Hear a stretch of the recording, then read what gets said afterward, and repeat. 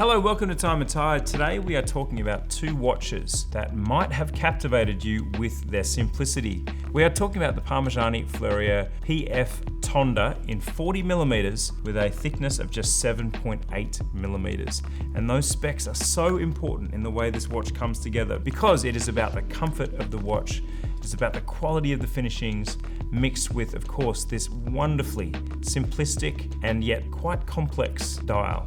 How could it be complex when there's nothing on it? Well, that's just what you're seeing from a distance. As I throw now to macros of the watch, you will see what a closer inspection reveals, which is this wonderful barleycorn engraved slate dial that works beautifully contrasting with both the steel and the rose gold models. Now, Parmigiani Fleurier, you could be mistaken for wondering, who is this brand? Where have they come from?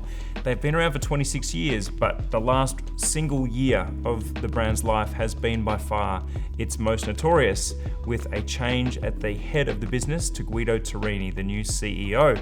Guido was previously at Bulgari and was part of the wonderful wave of PR and quality that is the Octo Finissimo. So that explains some of why this watch has gone so fast. Now let's talk about the fit and feel of this watch beyond its specs. Now this time-only model, to me, it shows not only that simple things can sometimes be better than complex, it also shows that Guido's new aesthetic for the brand, which is so much cleaner and more recognizable, works just as well for a simple time and date model as it does for a chronograph model, an annual calendar model, or a skeletonized model. Now these continue that design language in their most pure form. As I said right off the top, since their launch in the last year, they have captivated the world. Now, Parmigiani Fleurier has managed to achieve this super slender case profile and still deliver an automatic watch with one clever and, I have to say, super compelling little trick, which is a Micro-Rotor, which you see here through the clear case back. Now that Micro-Rotor is hewn in platinum to enable it to have enough weight to actually spin and to wind the power barrel to give you its 48 hours of power reserve. And that barrel powers the PF703 movement,